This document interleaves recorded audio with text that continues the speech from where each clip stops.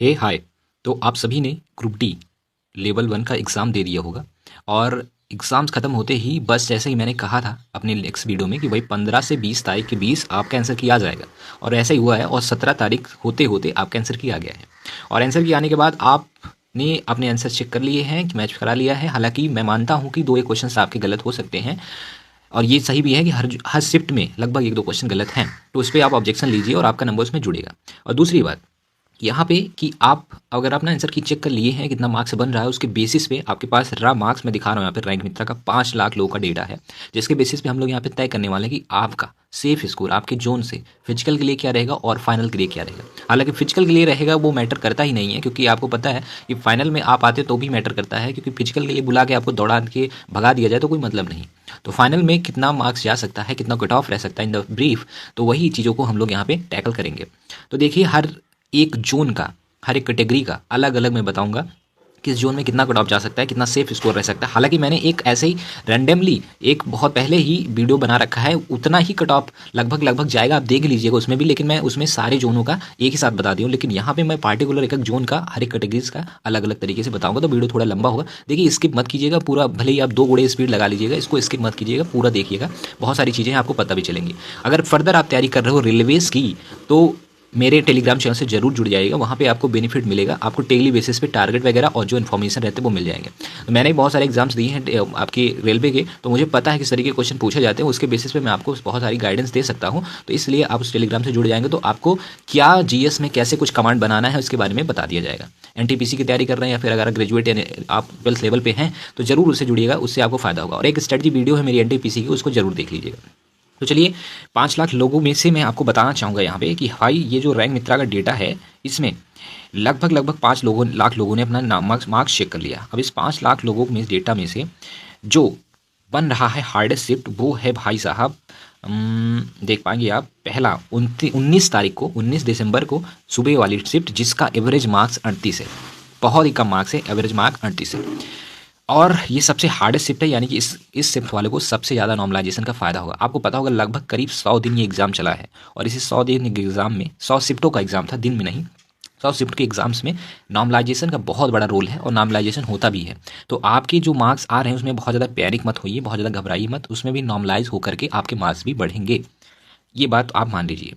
Now cut off को देखिए उससे पहले मैं आपको एक चीज़ बताना चाहूँगा कि कितने लोग यहाँ पे एग्ज़ाम्स दिए थे और कितने लोग कह सकते हो कितनी सीट कंपटीशन वगैरह थी, सारी चीज़ों के बारे में। देखिए आपको पता है ग्रुप डी का एग्जाम था, वैकेंसी से करीब 32,000 समथिंग है, तो 32,000 का मल्टीप्लाई 3, इतने लोग बुलाए जाएंगे आपको फिजिकल के लिए।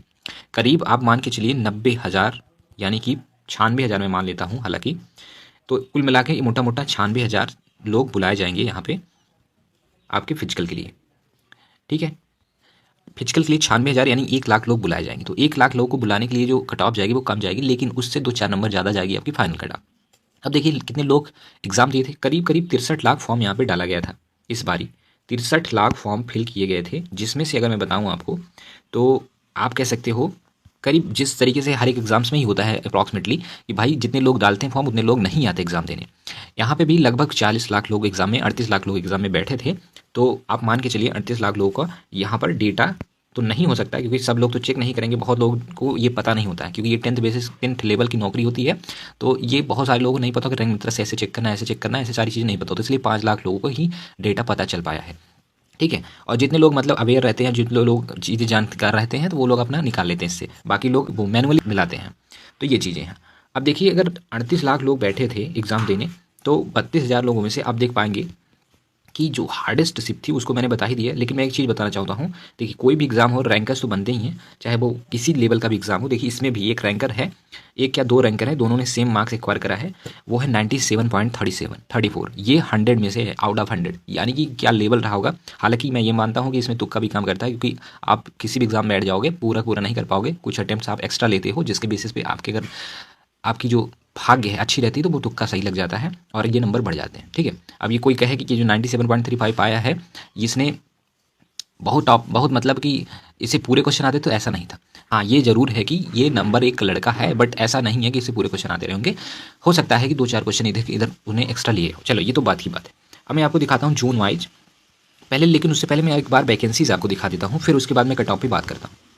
पे देख पाएंगे आप सिकंदराबाद जोन है, जिसमें आप देखेंगे कि यहाँ पे 1600 समथिंग वैकेंसीज है, 1642 वैकेंसी टोटल है। मैं हर एक कैटेगरी का नहीं बता रहा हूँ, यहाँ पे टोटल 1642 वैकेंसी। सबसे ज़्यादा जो वैकेंसी देखने को मिली थी वो मिली थी आपकी प्रयागराज में भी करीब 2020 वैकेंसीज थी। सबसे ज़्यादा वैकेंसी जो मिली थी वो मिली थी मुंबई जोन में। मुंबई जोन का साथियों 2 जोन था, एक जोन आप सेंट्रल जोन के देख लेते 3200 वैकेंसी थी करीब, और एक आपका वेस्टर्न जोन था जिसमें करीब 6,000 वैकेंसीज थी, और ये 1800 वैकेंसी कोलकाता जोन की है। ऐसे ही गुवाहाटी जोन में भी काफ़ी अच्छी 2000 वैकेंसीज थी, 1370 वैकेंसी गोरखपुर में थी, और अगर आप बात करेंगे चेन्नई जोन में भी 2600 समथिंग वैकेंसीज थी, 2700 अप्रॉक्सीमेटली, और न्यू दिल्ली में बहुत ज़्यादा वैकेंसी देखने को मिला था, और सबसे ज़्यादा न्यू दिल्ली में ही वैकेंसी देखने को मिला था 4785। और देखेंगे आगे तो ये रहा बिलासपुर जोन का, बिलासपुर में भी करीब आपके 1300 वैकेंसीज थी, और 960 वैकेंसी थी भुवनेश्वर में, 1600 वैकेंसी थी जबलपुर में, और देखेंगे हुबली में भी काफ़ी अच्छी वैकेंसीज थी, 1400 वैकेंसी जयपुर में था। मुंबई वेस्टर्न मुंबई में 4600 वैकेंसीज थी, यानी दिल्ली न्यू दिल्ली और वेस्टर्न मुंबई इन दोनों क्षेत्र में ही कह लो आप बहुत ज़्यादा वैकेंसीज देखने को मिली थी, अप्रॉक्सीमेटली इतना सारा। तो अब ये चीज़ें आपको मैंने बता दिया है। साथियों जो सबसे ज़्यादा वैकेंसीज थी और सबसे ज़्यादा फॉर्म भी डाले गए थे वो दिल्ली और आपके लिए मुंबई जोन की थी। तो सबसे पहले हम दिल्ली और मुंबई जोन की ही बात कर लेते हैं। तो देखिए दिल्ली और मुंबई जोन में अगर मैं बात करूँ यहाँ पे, तो दिल्ली जोन का कहीं पे यहाँ पे जिक्र नहीं है जो डेटा दिया गया है इसमें, जबकि मुंबई जोन में भी इन्होंने कह लो आप उन्हें बाइफर्केशन नहीं किया है, ना ही आपके वेस्टर्न जोन का और ना ही सेंट्रल जोन का। ओवरऑल एक मुंबई जोन का उन्होंने दे दिया उठा के, जिसमें बहुत ज़्यादा बच्चे हैं, और मैं दिखाता हूँ आपको कितने बच्चे। गुवाहाटी जोन में भी देख पाएंगे आप 60,000 बच्चों का डेटा है, और सबसे ज़्यादा मुझे यहाँ पे मुंबई जोन में ही मिले हैं करीब। आप देख पाएंगे अभी यहाँ पे मुंबई जोन में आप देखेंगे 70,000 लोगों का डेटा है। अब ये 70,000 लोगों में वैकेंसीज अगर मैं मोटा मोटा मानूँ तो 4600 वैकेंसी वहाँ थी और 3000 वैकेंसी वहाँ थी। तो 46 और 3000 यानी कुल मिला के आप 10,000 के अप्रॉक्सीमेटली 9,000 के करीब यहाँ पे वैकेंसीज थी, जिसमें आप देखेंगे तो 70 नंबर जाते जाते 5,000 बच्चे आ जा रहे हैं। अब जरूरी नहीं कि 5,000 बच्चे तो क्या 5,000 होंगे, नहीं, कुछ लोग और भी इसमें ऐड होंगे, क्योंकि इस लोगों का सब लोगों का डेटा नहीं है अब यहाँ पे। तो 65। अब देखिए यहाँ पे जो कट ऑफ रह सकती है मुंबई जोन में, हालांकि वैकेंसी ज़्यादा है इसलिए थोड़ी कट ऑफ कम भी जा सकती है, लेकिन बच्चे भी ज़्यादा हैं, लेकिन उससे मैटर नहीं करता है। भीड़ वहीं ज़्यादा होती है जहाँ वैकेंसी ज़्यादा होती है, लेकिन इसका मतलब ये नहीं कट ऑफ ज़्यादा जाए। देखिए मैं आपको रॉ मार्क्स बताऊंगा कट ऑफ के बारे में। आप जो है फाइनल में आप जो नॉर्मलाइज मार्क्स है वो जुड़ेगा। तो नॉर्मलाइज मार्क्स में आप 10 नंबर मान के, मिनिमम 10 नंबर है, हालांकि 15-15 नंबर भी बढ़ेंगे, मैं बता रहा हूँ और देख लीजिएगा अभी। 10 नंबर आप मिनिमम मान के चलिए कि आपका नंबर बढ़ेगा, ठीक है। अब कुछ इनके घटेंगे भी, हालांकि 10 नंबर तक, ऐसा नहीं कि 10 नंबर बढ़ेगा, हो सकता है 3 नंबर बढ़े, 4 नंबर, 5 नंबर, 6 नंबर, 10 नंबर, जैसा भी शिफ्ट रहे, ठीक है। तो मैं रॉ मार्क्स बताऊंगा आपको कट ऑफ के लिए क्या रह सकता है यहाँ पे मुंबई जोन के लिए। तो अगर आपके यूआर हैं, यूआर कैटेगरी से हैं, और अगर आपके नंबर आते हैं 65 प्लस नंबर आते हैं, ये रॉ मार्क्स है, ये अगर रॉ मार्क्स है। नॉर्मलाइज मार्क्स ये हो सकता है आपका कुछ और भी हो जाए, 70 तक नॉर्मलाइज मार्क्स हो सकता है। तो 65 मार्क्स अगर यूआर कैटेगरी से आ रहे हैं तो मुंबई जोन में आप सेफ मानिएगा।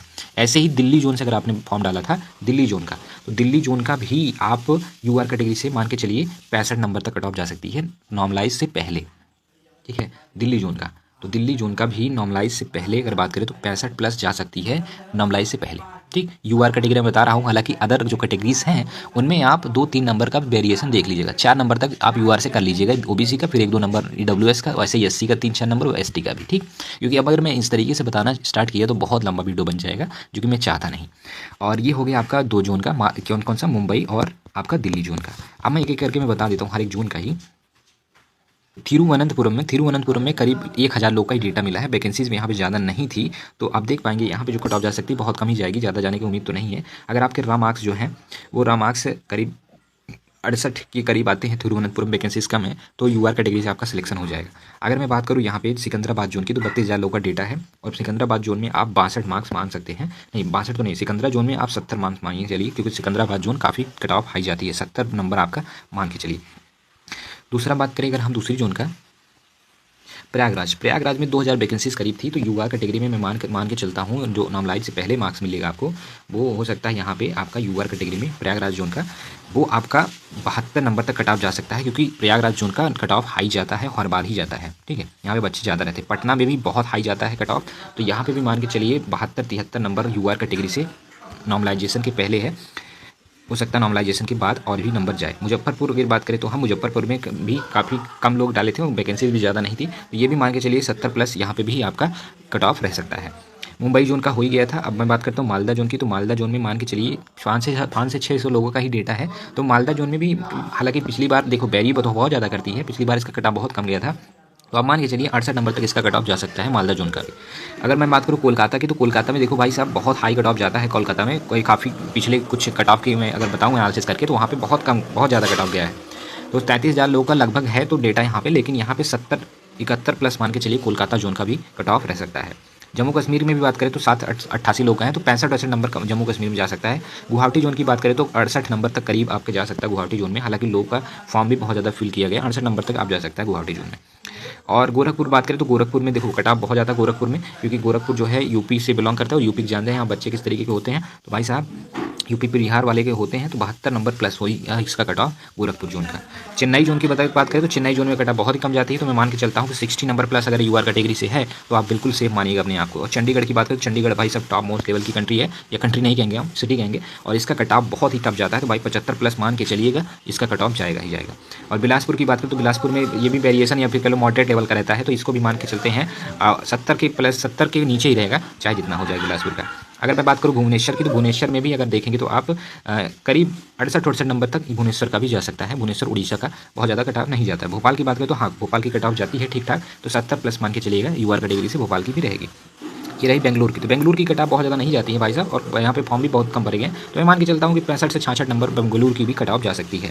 अजमेर की बात करें तो अजमेर में काफ़ी अच्छा कट ऑफ देखने को मिलता है, करीब 70 प्लस इसमें भी रहेगा, 72 प्लस मैं मान के चलता हूँ अजमेर का भी रहता है, क्योंकि अजमेर में जो राजस्थान के बच्चे हैं वो भी ठीक ठाक तरीके से पढ़ते हैं। अहमदाबाद के 52,000, यानी कि मैं देखता हूँ अहमदाबाद में बहुत लोगों का यहाँ पे डेटा मिला है, जिसमें मैं मान के चलता हूँ कि 72 प्लस या 72 नहीं, हालांकि वैकेंसी भी अहमदाबाद में है, इस वजह से मैं मान के चलता हूँ यहाँ पे 70 तक ही तो यहाँ पे कट ऑफ जा सकती है। ये सब नॉर्मलाइजेशन के पहले कट ऑफ है, नॉर्मलाइजेशन के बाद थोड़ा सा 2-4 नंबर और देखने को मिल सकता है।